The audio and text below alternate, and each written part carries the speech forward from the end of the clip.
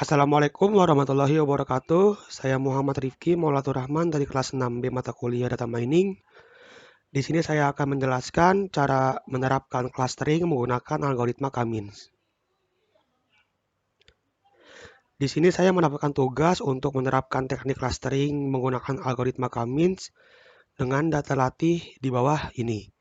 Dengan jumlah kelompok sama dengan 2. Untuk data ke-1 mempunyai nilai X sama dengan 1, Y sama dengan 3.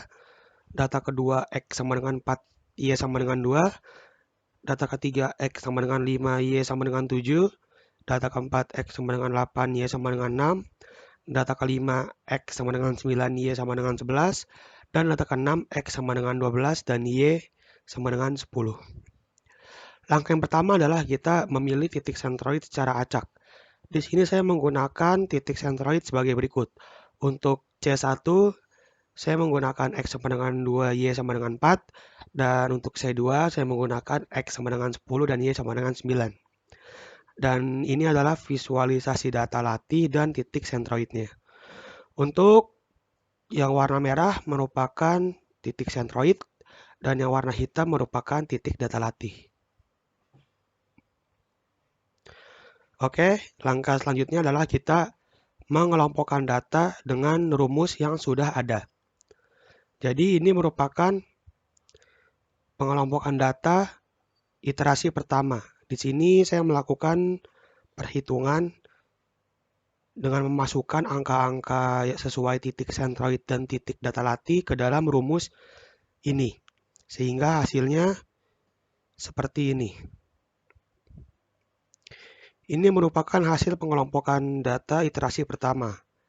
Di sini dapat kita lihat untuk data 1, 2, dan 3, mereka lebih dekat dengan data C1 atau titik sentroid C1. Dan untuk data 4, 5, 6, mereka lebih dekat dengan titik sentroid C2. Selanjutnya adalah memperbarui nilai titik sentroid. Di sini kita memperbarui titik sentroid 1 yang baru iterasi pertama. Untuk titik sentroid 1 yang baru, kita mendapatkan X sama dengan 3,33 dan Y sama dengan 4. Dan untuk titik sentroid 2 yang baru, kita mendapatkan X sama dengan 9,66 dan Y sama dengan 9. Sehingga hasilnya seperti ini. Tetapi dari hasil sentroid baru tersebut, ternyata tidak sama dengan titik sentroid yang lama, sehingga kita harus melakukan iterasi kembali sampai nilai sentroid tersebut tidak berubah. Sehingga kita harus mengulangi langkah A sampai C sampai nilai titik sentroid tidak lagi berubah. Di sini merupakan perhitungan untuk pengelompokan data untuk iterasi yang kedua. Sehingga hasilnya itu seperti ini. Untuk hasilnya masih tetap ya. Untuk data 1, 2, dan 3 lebih dekat dengan sentroid 1. Dan untuk data 4, 5, 6 lebih dekat dengan sentroid kedua. Dan untuk titik sentroid barunya, kita mendapatkan untuk yang iterasi kedua sebagai berikut. Untuk X-nya, sentroid 1X kita mendapatkan 3,33 dan Y sama dengan 4. Sentroid 2 barunya, X sama dengan 9,66 dan Y sama dengan 9. Bisa dilihat ya, hasil sentroid yang baru ini nilainya sama dengan sentroid yang sebelumnya. Sehingga perhitungan pengelompokan data dan perhitungan menentukan titik sentroid kita hentikan pada iterasi yang kedua. Dengan hasil ini, data latih kami setelah didapatkan data masing-masing kelompok, sehingga dapat disimpulkan bahwa hasil clustering data latih tersebut dibagi menjadi 2 kelompok.